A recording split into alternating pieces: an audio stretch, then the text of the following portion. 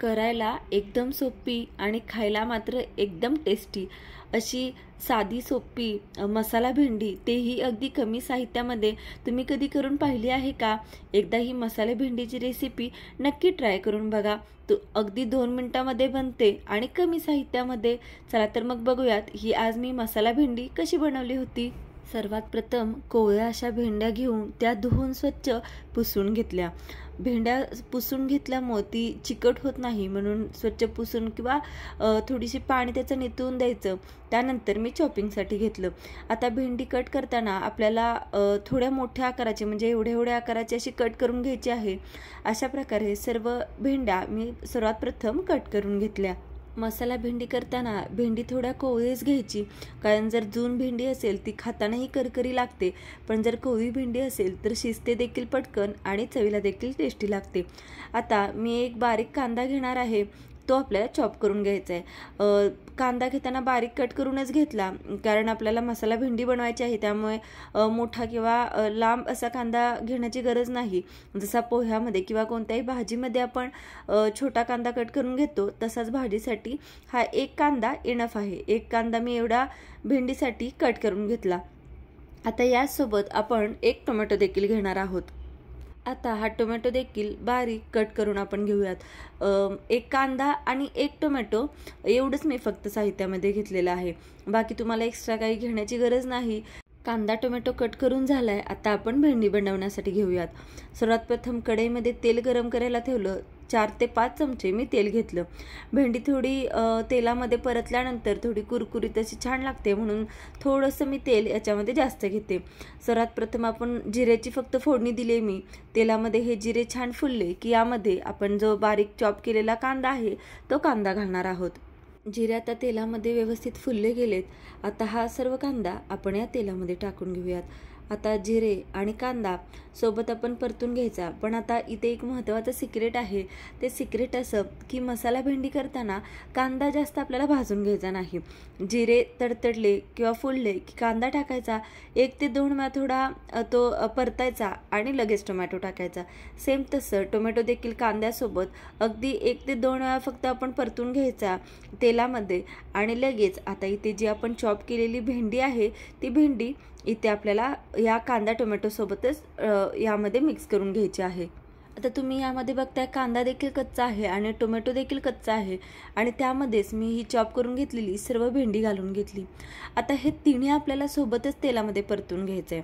तेच जर कांदा एकदम परतला, भाजला गेला आणि टोमॅटो भाजला गेला तर भेंडी तेलामध्ये व्यवस्थित परतली जात नाही, आणि मग ते कांदा टोमॅटो जास्त करपलं जातं. म्हणून हे तिन्ही आपल्याला एकत्र परतून घ्यायचं आहे, म्हणजे तिन्ही सोबत भाजलं जातं. म्हणून कांदा टोमॅटो कच्चा असतानाच त्यामध्ये ही आपण चॉप केलेली सर्व भेंडी घालून घ्यायची, आणि आता हे सर्व एकसारखं तिन्ही सोबत परतत राहायचं. म्हणजे अशामुळे कांदाही करपला जात नाही, टोमॅटोही करपत नाही, आणि भेंडी देखील आपली व्यवस्थित एकसारखी भाजली जाते.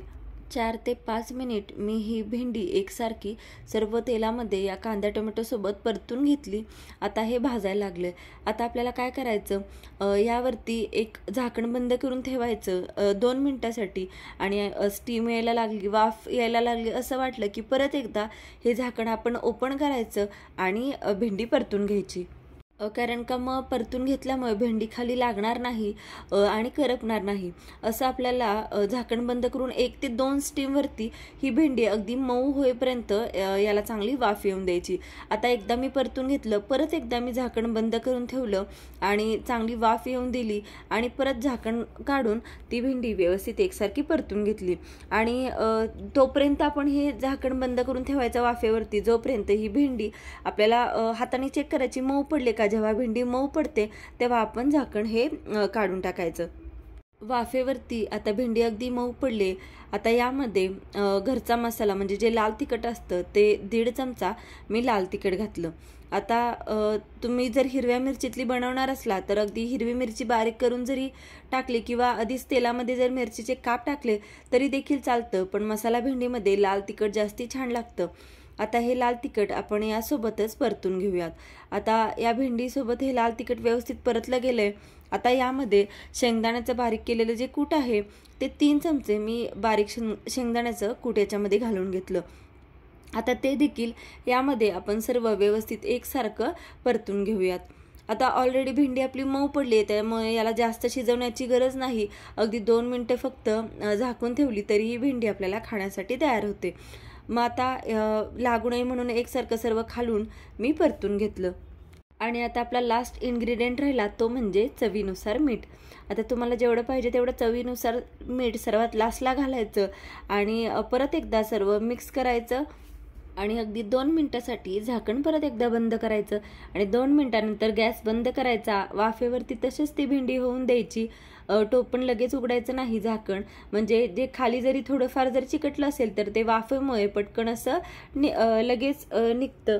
ही आपली मसाला भेंडी खाण्यासाठी सर्व करण्यासाठी रेडी आहे।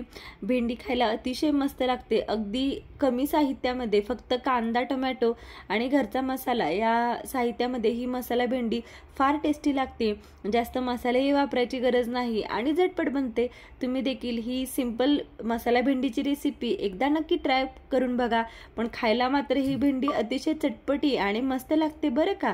तुम्हाला ही माझी मसाला भेंडीची रेसिपी आवडली असल्यास व्हिडिओला लाईक करा, कमेंट करा, शेअर करा आणि माझ्या मिसेस RYK या यूट्यूब चॅनेलला नक्की सबस्क्राईब करा। अशाच नवीन रेसिपीज पाहण्यासाठी नोटिफिकेशनची बेल आयकॉन प्रेस करा। Thank you so much.